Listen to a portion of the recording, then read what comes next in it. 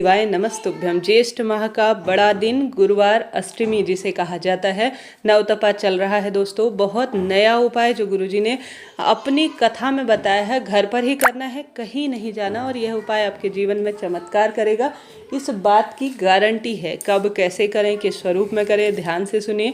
इन दिनों चल रहा है नवतपा। शास्त्रों में कहा जाता है इन दिनों विशेष तौर पर महादेव की हमें पूजा आराधना जैसा हम अपने लिए चाहते हैं, जैसे ठंड की वस्तुओं का हम प्रयोग करते हैं, ठीक उसी के स्वरूप में महादेव की भी हमें आराधना करनी है और यह सर्वश्रेष्ठ उपाय करने का प्रयत्न करना है।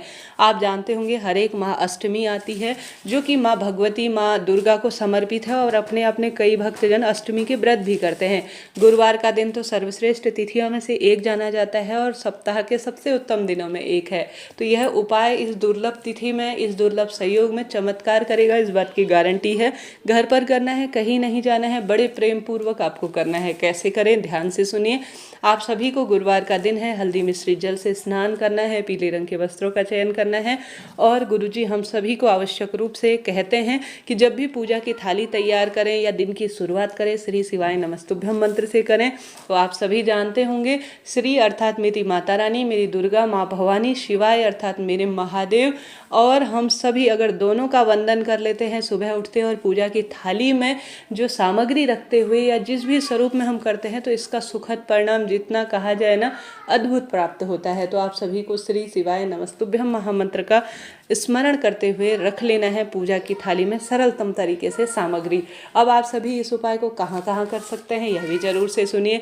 आप सभी को इस उपाय को या तो अपने घर के मंदिर में, गुरुजी ने स्पष्ट स्वरूप में कहा है, या आप सभी इस उपाय को जो है जो आपके घर के गार्डन हैं वहाँ पर कोई पेड़ है वहाँ पर कर सकते हैं। परंतु इसको करने का विधान है, गलती कर देते हैं, इस कारण से पूरा फल नहीं मिल पाता है। तो आप सभी को या तो इसे किसी भी पेड़ के नीचे, परंतु ध्यान रखें तुलसी के पेड़ के नीचे नहीं करेंगे, और ज़्यादा केले वृक्ष के नीचे भी करने का इसको फल नहीं मिलेगा। गुरुवार का दिन है, कहीं आप सोच रहे होंगे कि मैं केले वृक्ष की जड़ में जाऊंगी तो वहीं कर दूंगी, नहीं, आप इसे करिएगा पीपल पेड़ के नीचे, शमी पेड़ के नीचे, बेलपत्र पेड़ के नीचे, तब इसका उचित फल आपको बहुत सुंदर स्वरूप में मिलेगा।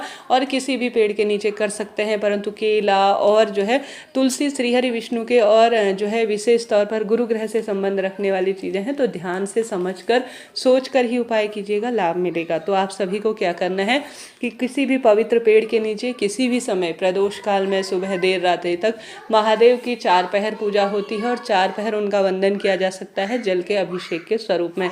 तो आप सभी को वही उपाय करना है। पूजा की थाली तैयार कर लेनी है जिसमें आपको रखना है 5 बेलपत्र। 5 बेलपत्र आप नई ले सकते हैं, पुरानी ले सकते हैं, क्योंकि शिव पर चढ़ी हुई बेलपत्र का भी कई बार प्रयोग हो जाता है, कोई दिक्कत की बात नहीं है। तो 5 आपको बेलपत्र लेनी है, कटी फटी टूटी फूटी ना हो, इस बात का ध्यान रखें।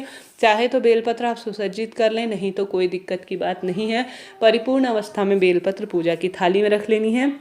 और आपको बनाना ही ना है एक मिट्टी का शिवलिंग। कितना बड़ा बनेगा यह भी जरूर से सुन लीजिए। सिर्फ आपको 1 आंगुल के बराबर मिट्टी का शिवलिंग बनाना है। जलाधारी बनाने की आवश्यकता नहीं है, नाग बनाने की आवश्यकता नहीं है। आप सभी को आवश्यक रूप से सिर्फ छोटा सा शिवलिंग बना लेना है, और उस शिवलिंग को आपको जो है किसी भी पेड़ के नीचे रख लेना है। किसी भी पेड़ के नीचे वहीं पर की मिट्टी लीजिए और थोड़ा सा घर के जो है मटके से जल ले लीजिए और सुंदर स्वरूप में लिंगनुमा आकृति बना लीजिए। अब आपको पूजा की थाली में आपकी इच्छा शक्ति सामर्थ्य है, आप क्या क्या सामग्री रखना चाहते हैं, जैसे भस्म और अन्य चीजें आपकी इच्छा है, चंदन इत्यादि, यह आपकी सामर्थ्य अनुसार है। परंतु गुरुजी ने जो उपाय बताया है उसमें मात्र 5 बेलपत्र, 2 लोटा जल, इस उपाय की यही सार्थकता है। और इस महीने तो जल की महत्वता जितनी कही जाए उतना कम है। जल का दान करना है, शिवलिंग पर पूर्ण रूप से पूरे दिन भर में जल का अभिषेक उन्हें परम सुख प्रदान करता है। हमें देखिए इन दिनों कितनी जल की आवश्यकता है, हमेशा हमारा मन करता है कि हम जल में ही बैठे रहते हैं, पानी में, और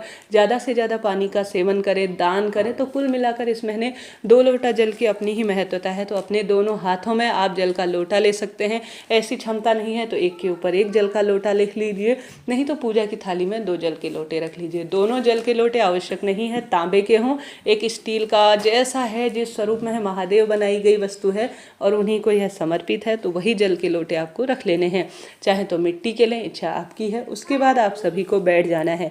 हमेशा शिव पूजा में पूर्व या उत्तर दिशा की ओर ही आपको मुख रखना है, कभी भी भूलकर दक्षिण दिशा की ओर मुख ना रखें। सुंदर लाल पीले रंग के वस्त्रों का चयन करें।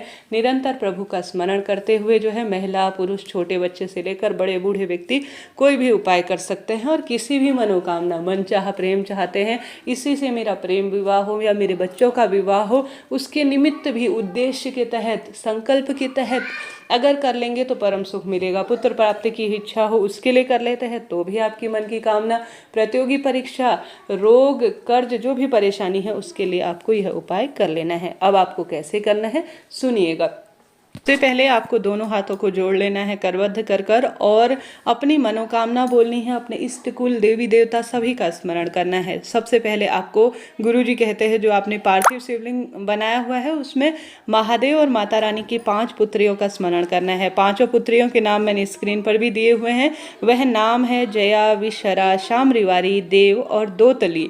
इनका स्मरण करके एक एक करके, यह नहीं कि 5 बेलपत्र एक साथ चढ़ा दे, ऐसा नहीं, 5 देवियां हैं उनका स्मरण करना है और एक एक करके जया समर्पित करें, विशरा समर्पित करें, इस तरह से। फिर आपको क्या करना है, दोनों हाथों में जल का लोटा लेना है। अब जल की धार कैसे देंगे, बराबर जल की धार जो है शिवलिंग पर आपको समर्पित करते रहनी है। श्री शिवाय नमस्तुभ्यं मंत्र का भी जाप करते रहना है। अब यह गलती ना करें कि एक पहले चढ़ा दिया दूसरा फिर पैर चढ़ा दिया, ऐसे नहीं। गुरुजी ने स्पष्ट शब्दों में कहा है कांवड़ जल की भांति आपको चढ़ाना है, अर्थात दोनों हाथों में जल का लोटा लेकर दोनों हाथों से आपको समर्पित करना है, तब जाके आपका उपाय संपूर्ण और फलित होगा। तो कांवड़ जल आपको समर्पित करना है इस तरह के। अब यह उपाय हुआ। अब आपको लगानी है गोल बत्ती का घी का दीपक। अब उसे अपने हाथ में रखना है। फिर उससे जो है आपको जो भी आरती आती है महादेव से संबंधित, वह आरती संपूर्ण रूप से उस शिवलिंग की उतार लेनी है। उतारने के बाद अब आपकी इच्छा है आप शिवलिंग पर काले तिल चढ़ाएं और अधिक जो है मात्रा में चंदन, रोली समर्पित करें, इत्र इत्यादि जो आपका मन है, जिस स्वरूप में आप महादेव को सेवा देना चाहते हैं उस स्वरूप में आप महादेव को सेवा दें।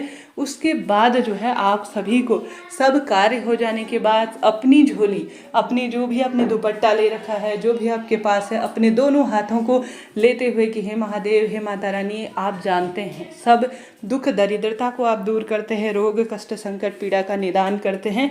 ऐसी प्रार्थना करते हुए आपको वहाँ पर 2 मिनट बैठना है। बैठने के बाद जो आपके अन्य दैनिक कार्य होते हैं वह कर लीजिए। करने के बाद उसे वहीं पर आपको विसर्जित कर देना है। फिर आप देखेंगे कि आपके जो भी परेशानी चल रही है ना, 5 देवियों का जो आपने स्मरण किया है, 2 लोटा कावड़ जल आपने शिवलिंग पर चढ़ाया है, कभी भी किसी भी दिन उस उपाय को कर लेने से आपका जीवन एक अलग ही तरह से सार्थक हो गया। परिवार में खुशियाँ बनी रहेंगी और जीवन में जो चाहेंगे आप इस उपाय से प्राप्त कर लेंगे। तो इस दिव्य तिथि पर या कभी भी किसी भी दिन इस उपाय को कर लेते हैं तो अपने आप ही जीवन सुखद हो जाता है और परिवार में खुशियों का आगमन होने लगता है। तो करके देखिएगा, लाभ मिलेगा। कोई भी प्रश्न हो पूछ लीजिएगा।